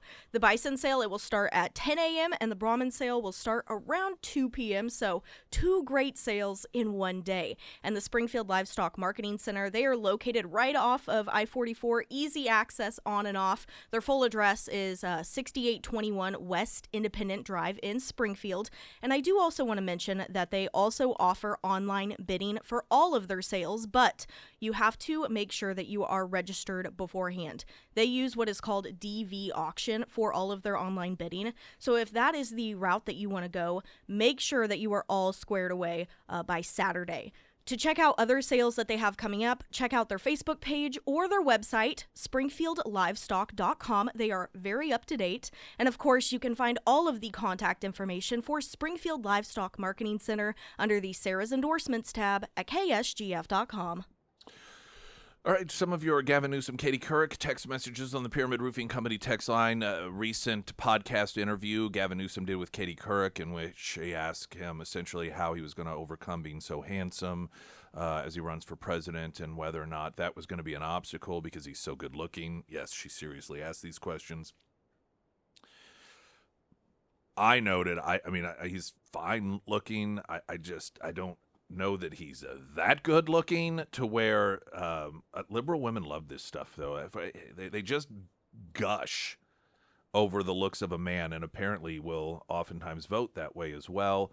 Let's see, Kimberly Guilfoyle sure remains silent on Newsom. Yes, she, of course, dated him for a long period of time. Don't get it, don't know why. Another saying, barf, not good looking. State media gushes over Gavin and then will bash Melania, who was an actual model. Another noting, I feel sorry for people like Gavin Newsom and Katie Couric. They've been relegated to the podcast swamp and have become complete caricatures of themselves. Let's see here. And you flat out noted that you don't find him attractive because you like manly men. I do. Yeah, I just don't. That is, I don't yeah. get it. But you know what? There's truth to that. You look at some of these liberal men that they go. Well, there was that podcast between him and Tim Walz, in which that was the podcast in which Walz declared that Republicans were intimidated by his manliness, and Yeah, Gavin that's Newsom right. laughed, thinking he was joking. And Waltz was not joking. He's like, no, I'm serious. They are, because I work on my truck and things. Yeah, there is and the leg crossing thing. Yeah. I think there's a certain type of woman that obviously does like that. Some of it, though, I think he makes up for in being in a powerful position. So that offsets it to some degree. If he were just selling vehicles somewhere or was, had a normal job, and was the way that he is, I don't think that he would be considered the catch amongst some women that he is now. But when you get in a position of power and you see the media gush over him and talk about him being president, that sort of power, much like a musician. I mean, Lyle Lovett, of course, dated or married Julia Roberts. You really are able to get away with some things in the look department or lacking thereof when you sort of exude that power. And when it comes to lack of manliness for someone like Gavin Newsom, and I think Mamdani would fall into this category as well as... Yeah, I mean, a lot of more high-profile Democrat men, the power is the only thing that they really have that might be attractive to normal women. Speaking of women, great time at the women's show. Oh, it was so much fun. Yes, I was there. A lot of people were like, why are you here? I was like, well, a lot of the gals were out of town, and so we were short covering shifts, but I had the girl child with me. Which was recognized by a number of people. We actually walked around afterwards, and some of the vendors were familiar with the show, and they're like, oh, this must be the girl child. Oh, that's fun. Yeah, so she got quite a bit of recognition as she joined me. Did you know that the lady to the left of you, do you know what she was doing there? Like, if you were facing the station booth, which it wasn't, I wasn't there for KSGF. Was it Power, the station that we were representing out there? Yeah, we were there for Power and KTTS. Okay, KT as well. Yeah. Okay, I thought so. And so that woman, if you were standing facing our, quote, booth, to the right was a woman she was there for Kirby Vacuums. Oh, okay. And she was out of Kansas City. She looked like, did you see her at all? Did you pay any attention to her? Yes, yeah, I saw probably, her. I'd say maybe 70, somewhere in there. Maybe a bit younger. And so I was talking with her. Growing up, I remember a Kirby guy come in, and my family bought a Kirby, and I was talking with her about, I was very familiar with Kirby, and I said, yeah, that's sort of the old school way of back when you made vacuum cleaners, and then if something went wrong, it was actually worth having them repaired because they were solid machines, whereas today so much stuff is disposable. And she was agreeing with me, and I said, once upon a time that, particularly, she goes, and still everything's made in America, and I said, I think that's really coming back. Once upon a time, that was a real big deal, and it seemed like people cared less about it, but increasingly, I said, it seems like more people are beginning to care about the Made in America thing. And she's like, yep. And then she pivots to trashing on Donald Trump out of the blue. And she's like, well, of course, you never know what's going to happen with that man in the White House. And I didn't engage with her because I wasn't there for KSGF, and it was a women's show, and I just wasn't. And I mean, she's just like going on. He's just the worst thing ever. And I'm not saying anything. I'm just like, oh, okay. And he's just horrible for women. And I'm thinking to myself, what triggered you? Like, it was such a perfect example of a liberal woman not talking about anything whatsoever that had to do with Donald Trump, just about like how, hey, that's great for a company like Kirby and Made in USA, and people are really more interested. And that, for whatever reason, turned her into that maniacal woman ranting about Donald Trump.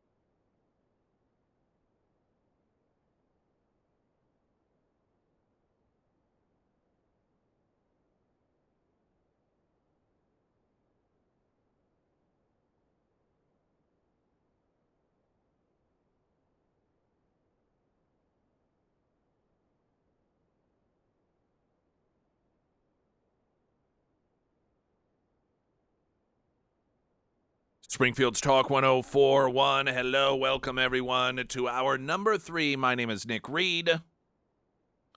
Pyramid Roofing Company text line 447-KSGF. I want a great homeloan.com. Whatever you need.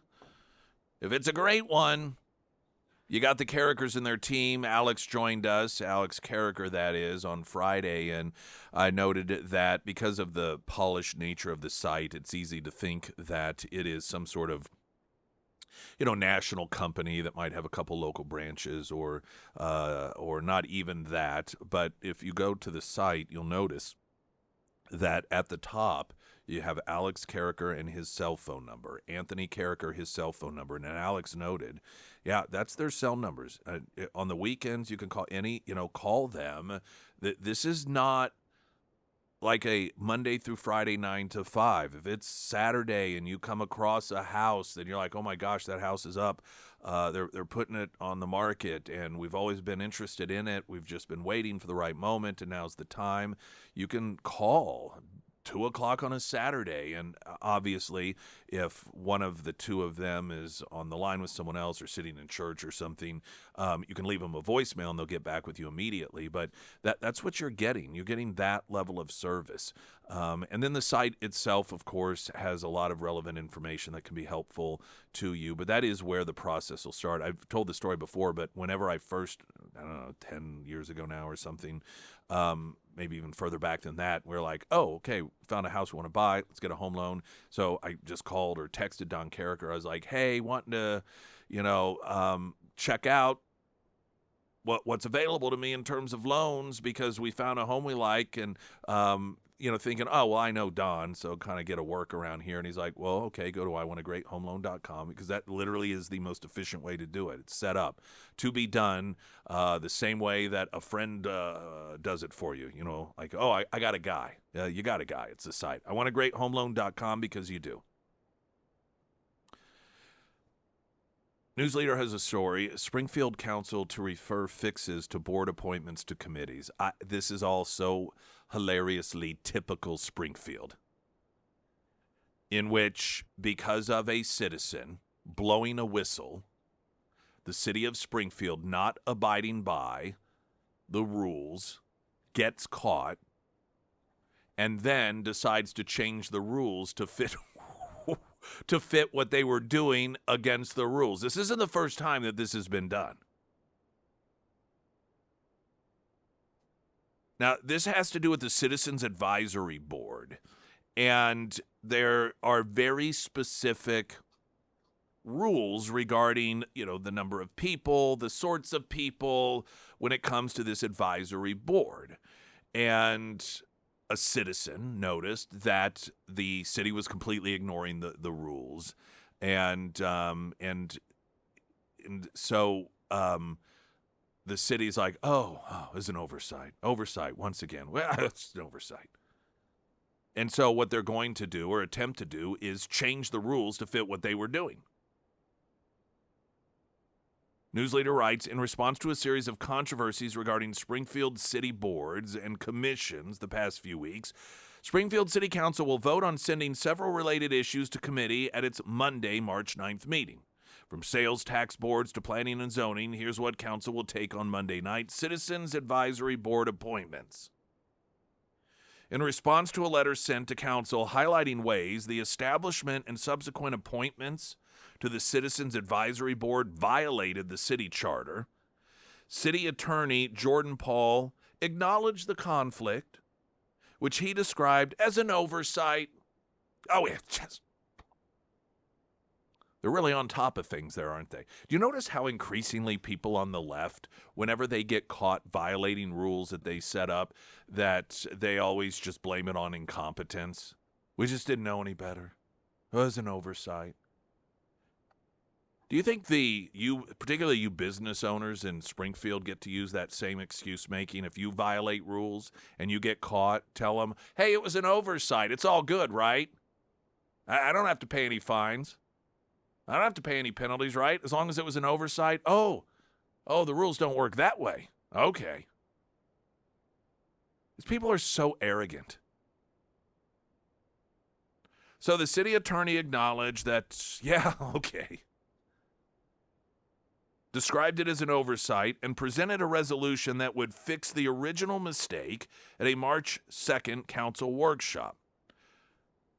CAB, C-A-B, which is the Citizens Advisory Board, oversees and provides council recommendations for how the half-a-cent portion of the three-quarter-cent Springfield Forward SGF sales tax approved by voters in November should be used.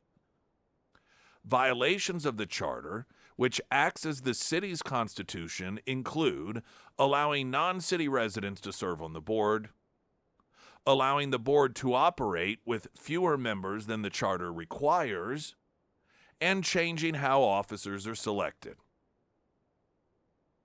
Mayor Schrag plans to refer a resolution adjusting the CAB to the Plans and Policies Committee for review. In his referral, he's suggesting two adjustments to what was originally proposed by the attorney. One of those is changing the number of out-of-town residents who would be allowed to serve on the board in a non-voting capacity from 2 to 3. In the referral, Schrag notes, this is due to one of the existing members moving outside of city limits and a desire to preserve the continuity of service. So in other words, they don't want to abide by the rules because they become inconvenient.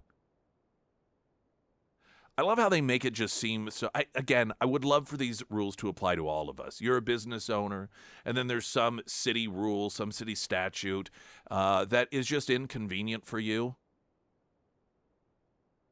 Like, oh, well, no, we're just ignoring that, or oh, you should change that rule because I don't want to abide by it.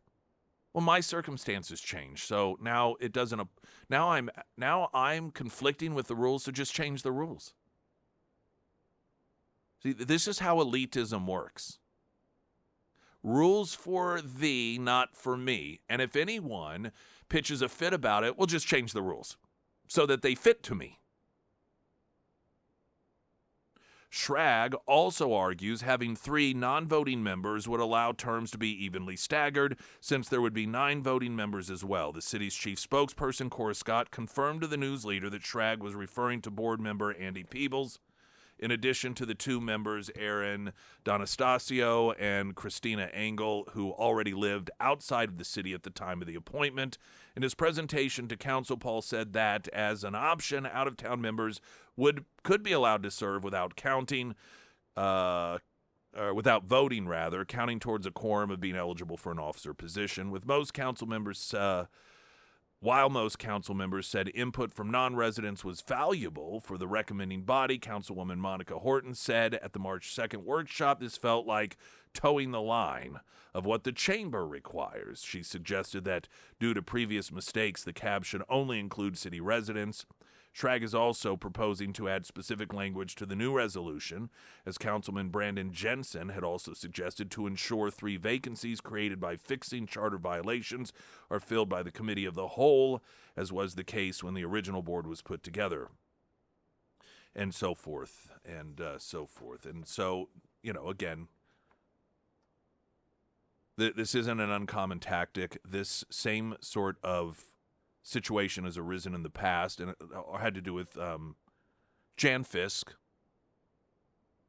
and the fact that the city charter noted that no one who was a member of the council could vote on anything that might in any way, shape, or form have any sort of financial connection to them, and if they do, they shall be removed. And it turned out, and it was once again a citizen that blew the whistle on this, I think the same citizen, that she was continually voting on these very issues. And so the charter stated shall be removed. Well, of course, they didn't remove her. So instead, what did they do? They embarked on an effort to change the rules so that retroactively what she did would be allowed.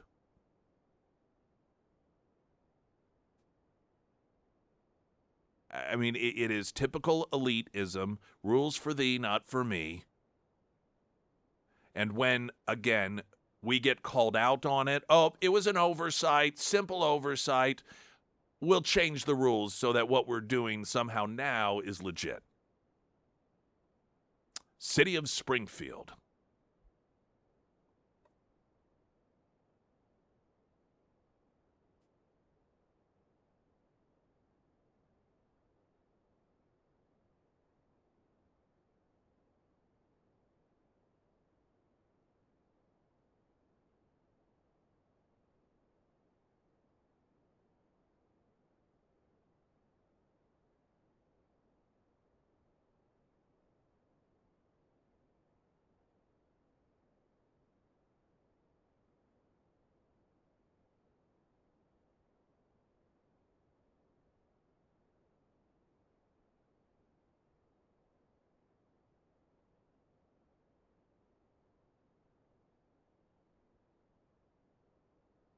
And the first alert forecast from Ozarks First meteorologist Tom Schmidt, sponsored by St. Clair of the Ozarks Home Improvements. Today we'll see sunny skies with a high near 78. Tonight, partly cloudy with a low around 61. For your Tuesday, a slight chance for scattered showers in the afternoon, otherwise mostly cloudy with a high near 81. And for Wednesday, showers and possibly a thunderstorm with a high near 65.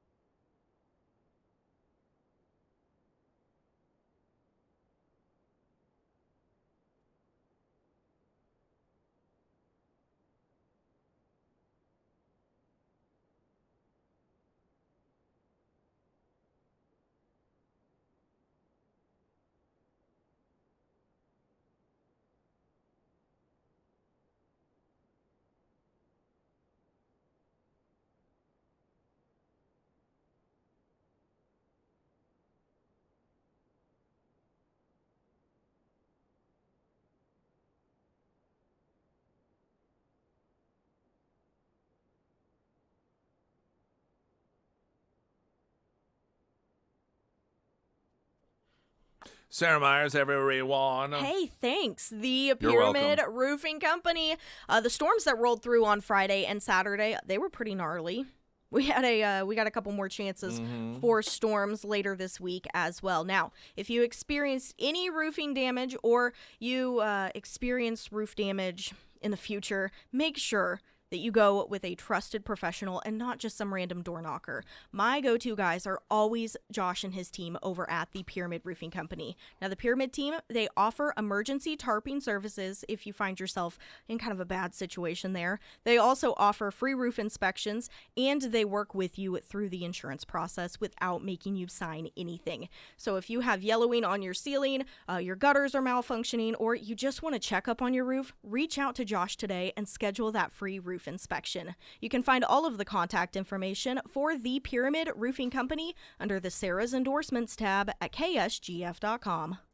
There's another city-related item that popped up last week, but it's ongoing, that caught my eye. And it has to do with the city's efforts to try and get the people of Springfield to reverse their previous vote on increasing taxes on lodging for the purposes of the convention center. And when I first read this particular article, it just seemed weird. And I guess the best way to describe it just seems as if the city is being very condescending, perhaps. So the headline, and this is from last week, maybe even the week prior, Final Convention Center Workshop asks Springfieldians to be creative. At the Final Convention Center Workshop Thursday, February 26th, attendees were invited to play by putting together building blocks, divvying up a fake budget, and picking their top concepts and programs that a proposed convention and event center might host. Thursday's event was the third in a series of public input events hosted by the city and the architects of Populous, a Kansas City-based global architecture firm best known for its work on the Las Vegas Sphere. And apparently that is their actual full name, because I've never once seen in a story covering this whole situation Populous mentioned without them noting that they are best known for their work on the Las Vegas Sphere. Like every single time, they want to make sure that you know that really awesome Las Vegas Sphere. Yeah, it's the same people.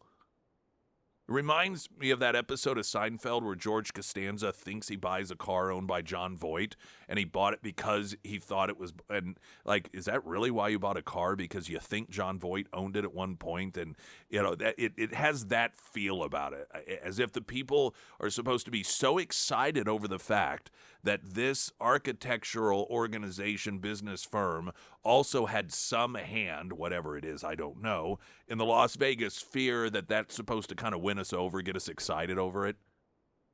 I don't know about you. Doesn't have any relevance as far as I'm concerned. Of course, I'm not a resident of Springfield, so. The goal of the event has been to educate and gather feedback about what Springfieldians want to see in a new convention and event center. Not to rehash some of these same arguments, but if that isn't already known, should we really be voting on whether or not to build such a thing if we're still at the stage of trying to figure out what we would even use it for? This is a vote that is coming up pretty quickly, and we're still getting feedback from people as to what we'd even do with one. The pre-design work and additional public engagement comes ahead of the April 7th election, when the city for a second time will ask voters whether to increase the lodging tax paid for by those booking hotel rooms and short-term rentals in Springfield by 3% to fund the new convention and event center. The increase would have a 35-year sunset.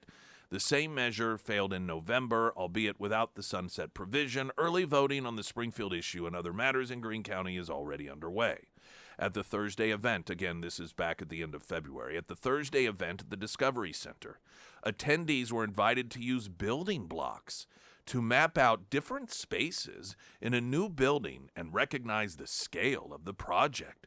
Some blocks represented the required square footage of space identified in the latest consultant report, while others were there to add extra amenities and allow participants more flexibility in creating their own space using construction paper and molding clay. Colleen Cassidy, associate principal at Populous, is the design manager for the project. She said the activities are a way to not only engage folks in gathering input to incorporate into the design process, but also to help residents connect with the project still in the conceptual phrase. Cassidy saying it brings a realism to what this is and what it could be for the community. Instead of just feeling like, oh, I'm checking a box, it's like, well, what you're checking is actually a whole potential for a future and what that could look like. The building block activity was not necessarily tied to the current property consideration for the... This whole thing is so stupid. So the building block activity, this whole little activity, which quite honestly, does this not sound like a kindergarten level? It really does. It seems so condescending. All right, everyone, get out your building blocks and construction paper and clay mold. And if you got to make a fort, an imaginary castle, or a fort, or just whatever it is you could possibly imagine, put it all together. And then remember that whenever you come to vote on April 7th. The news leader writes, the building block activity was not necessarily tied to the current property considered for the convention center and already in the city's hands at the current Springfield Exposition Center and the lot next to it. Visitors were also invited to dream bigger and consider properties next door and across the street. The city is still involved in property acquisition discussions for nearby lots. So, in other words, as best I can tell, the fun little kindergarten camp project that they had people do at the Discovery Center has absolutely no actual connection whatsoever to what is going to be done with the convention center. According to their own... Now, this isn't actually, understand, tied to anything whatsoever realistically about what we're going to do. It's just so you can have lots of fun with building blocks and construction paper in time to get you excited to go vote yes on April 7th. Can it be any more condescending? If this works, if this tactic in which they apparently have decided, I would have loved to have been in that meeting. They're like, all right, here's what we have to do. We have apparently underestimated how stupid the people of Springfield are. We have apparently overestimated their intelligence. So we need to pretend as if they are anywhere from K through maybe third grade, fourth if they're a little bit slow, and maybe we can win them over that way. If this works, God help the city of Springfield.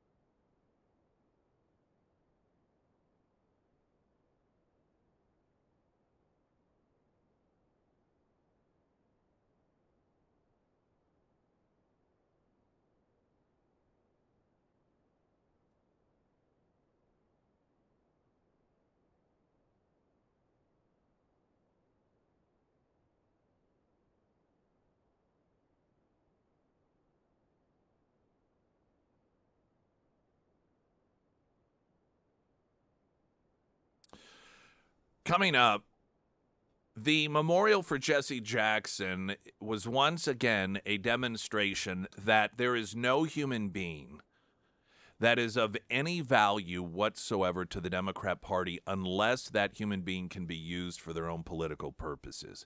And despite the fact that Jesse Jackson Jr.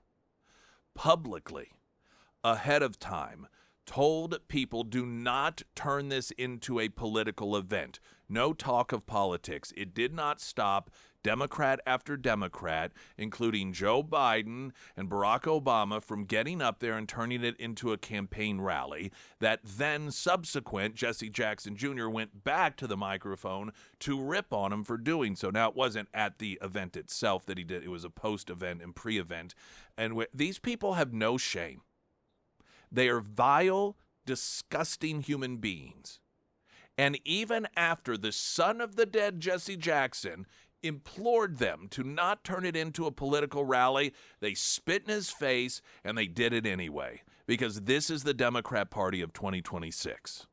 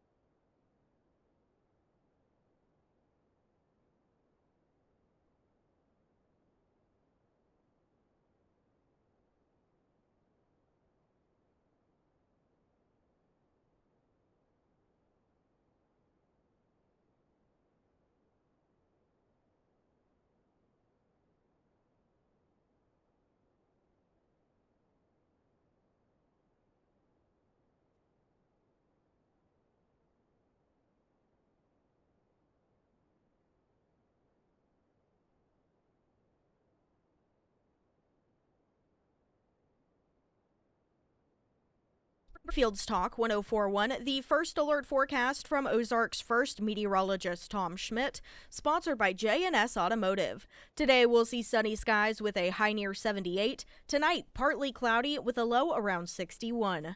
For your Tuesday, a slight chance for scattered showers in the afternoon, otherwise mostly cloudy with a high near 81. And for Wednesday, showers and possibly a thunderstorm with a high near 65. Pyramid Roofing Company text line, maybe the city of Springfield should incorporate the Hotel of Terror into the convention center. Year-long draw for tourists, kill two birds with one vote. They would never do anything regarding the Hotel of Terror that did not demonstrate the punishing approach they will take to any small business owner in Springfield who opposes them. It's a great idea.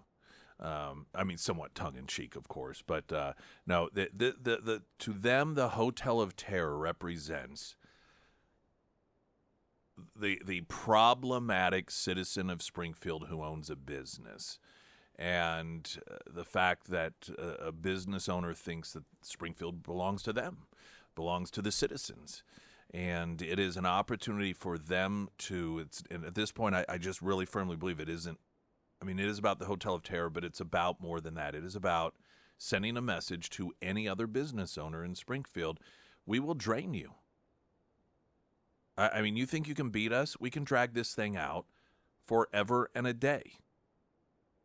And that appears to be what is going on at this point, because now they're going to decide coming up, the signatures were gathered by citizens to push back once again. In the past, this happened and the council rescinded their own order to go ahead and move forward with eminent domain. I highly doubt that they're going to do that again. And they clearly recognize that there hasn't been a shift in opinion on this. If anything, I think the citizens are even more aware of the anti-small business attitude that the city has. And I think that there will be an even greater turnout against the city on this one in this next vote. And I think they know it. But this is about destroying the small business owner, because they have your tax dollars to use. They have all of the tax dollars that are spent in Springfield to drag this out as long as they want to, and they know that as a small business owner, Hotel of Terror do not have those resources. And so if getting their way is driving him into the ground to where financially he is completely destroyed and can no longer continue to offer up Hotel of Terror as a family entertainment venue for the people of Springfield, then that's what they'll do. And the bonus for them is it's a message to any of you other business owners who ever want to question them. And if they ever come after you, if they ever decide to fine you or do anything that you feel legally they don't have the right to do, they want you to know what will happen to you if you challenge them, even if you're right. All right, fine. Prove yourself right. You'll be destroyed in the process. That is what the Hotel of Terror is for them today. Let's talk about the Jesse Jackson Memorial Service. This was a memorial that took place over the weekend. I believe it was over the weekend, unless it was Friday. Seems like this would be a Saturday event. Nonetheless, prior to the event, most likely because of past behavior, the family of Jesse Jackson knew what was going to probably come, and that is Democrats use the death not to actually memorialize the person, not to focus on the person, not to make it about Jesse Jackson, but instead to make it about their grab on power. And to use it in order to trash on Republicans, to trash on Americans that don't side with them, to, of course, trash on Donald Trump. So in order to prevent that from occurring, Jesse Jackson Jr., prior to the memorial, took to the microphones with this simple request. Respect to Reverend Jesse Jackson and the life that he lived to these homegoing services. come respectful, and come to say thank you. But these homegoing services are welcome to all, Democrat, Republican, liberal, and conservative, right wing, left wing, because his life is broad enough to cover the full spectrum of what it means to be an American. We only ask people to come and be respectful in the context of the extraordinary life that he lived. And so this is how the classy Democrats, just very small snippets from Joe Biden to Barack Obama to Kamala Harris, respected the wishes of the Jesse Jackson family. This is bad times like now. We're in a tough spot, folks. We got an administration that doesn't share any of the values that we have. And I don't think I'm exaggerating a little bit. Each day we wake up to some new assault on our democratic institutions. Another setback to the idea of the rule of law. The common decency. Every day you wake up to things you just didn't think were possible. Each day we're told by those in high office to fear each other and to turn on each other, and that some Americans count more than others, and that some don't even count at all. You know, so let me just say, I predicted a lot about what's happening right now.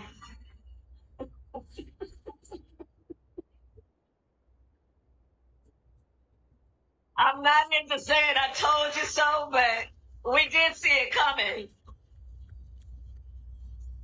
I mean, aren't they a classy crew? By the way, I do have more Biden audio to play from this, but in the context of the simple request, don't, by his family. Not a difficult request. Don't make this about yourselves. Don't make this about divisive politics. And that they're so self-centered, so lacking in empathy or compassion for anyone else. I mean, it's one thing to go into it without the request, and Democrats are known for this, using people's death not to memorialize them, but instead try and make political points. But when you are specifically asked by the family before the event, please don't do, and you still do it, I'm telling you, every single one of those individuals, their handlers, beforehand, the discussion was like, what do we do now? I mean, the family's gone out and very specifically said not to do this. Every one of those individuals, from Barack Obama to Kamala Harris and who knows for Joe Biden, said, screw them, we're going to do it anyway. It wasn't like they didn't know, oh, well, we didn't hear that. We didn't get the message. Yeah, they did. In fact, I'm sure they were probably told ahead of time privately, but feared that the Jesse Jackson's family feared that they would ignore them because the public didn't know about the request. So they did it publicly, thinking, well, if we make it public, then surely they will force them into not making it political, underestimating how depraved these people are. These are not good people. These are bad people. Afterwards, Jesse Jackson Jr., I mean, he had quite a bit to say, but this gives you the gist of it. I listened for several hours of 3 United States presidents who do not know Jesse Jackson. Bill Clinton was one of them, and he went on to, praise Jackson. And listen, Jesse Jackson was a shakedown artist. He was in it for himself. It was all a revenue stream deal for him. But it's the guy's memorial. You're asked straight up, and these are the people that paint Republicans as cold and accuse them of using people.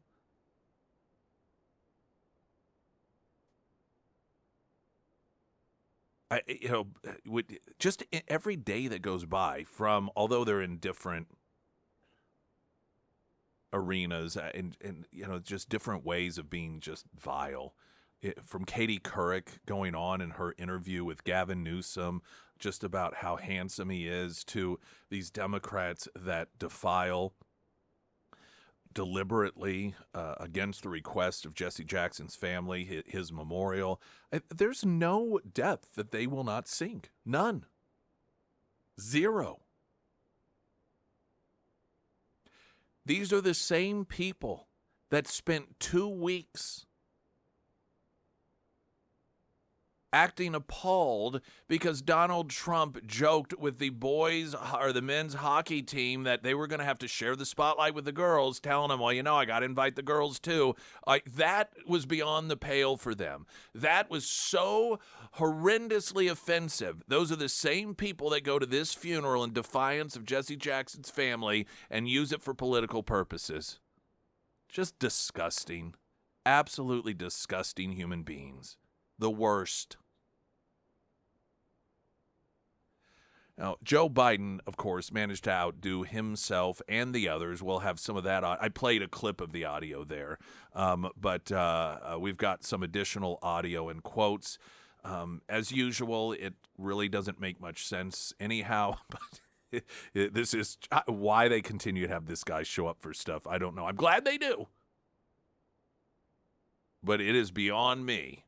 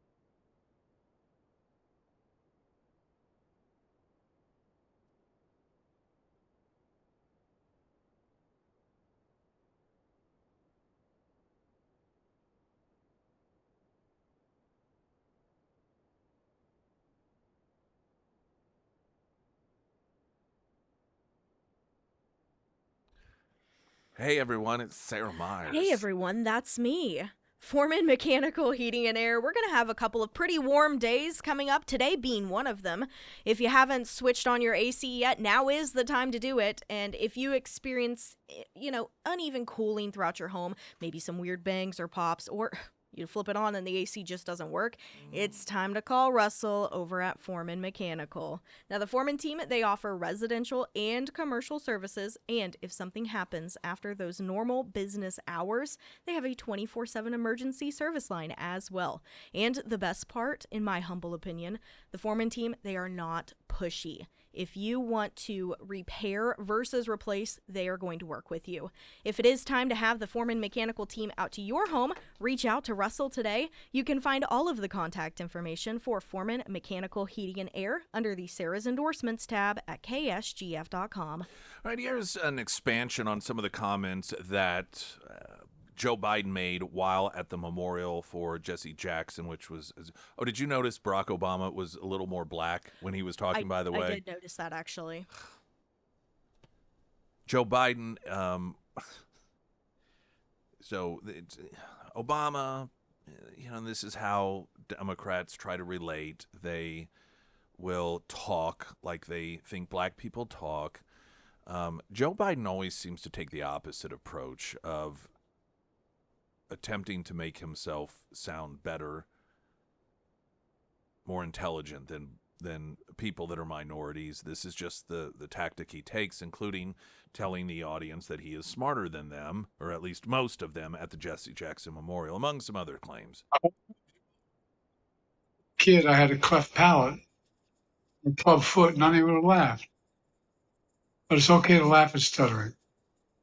I'm not being critical of you, but think about it. It's the one place where people think you're stupid. Oh, really? I'm a hell of a lot smarter than most of you. But all kidding aside. Two things here. I played this audio in my show on Saturday. One, why do these white Democrats always talk to black audiences like that? Well, Gavin Newsom. Yes, exactly. That was my point that I made on Saturday as well. And two, why do these crowds clap at that stuff? I don't know.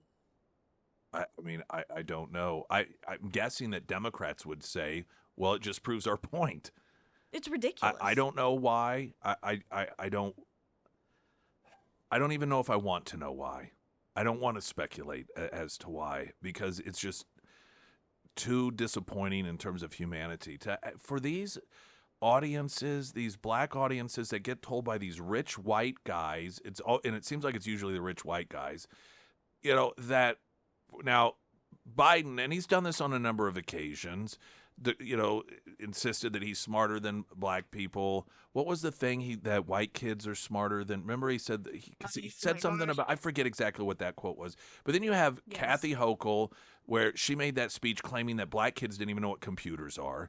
Gavin Newsom telling a black audience, "I'm just like you. I don't read well, and I have low SAT scores." And the thing is, this shows us what they think of black people. And to your point, to do it in front of an audience of black people, and then they laugh and clap, what are you doing? The quote you were looking for was, "Poor kids are just as bright and just as talented as white kids." Oh, there was another one that he made a comment once. You can look this up, in which he said that what he was comparing black people with Hispanics, and he said something along the lines of black people weren't nearly as, was it like multi-talented or as diverse as Hispanic people are. He made some quote. Look that one up too. I mean, and of course, we all know the things that he has said about how he was against busing black kids to white schools because, in his words, it would turn the schools into jungles. He was, did you find the quote I'm talking about? Unlike the African American community, the Latino community is an incredibly diverse community with incredibly diverse attitudes about different things. And that wasn't a slip of the tongue.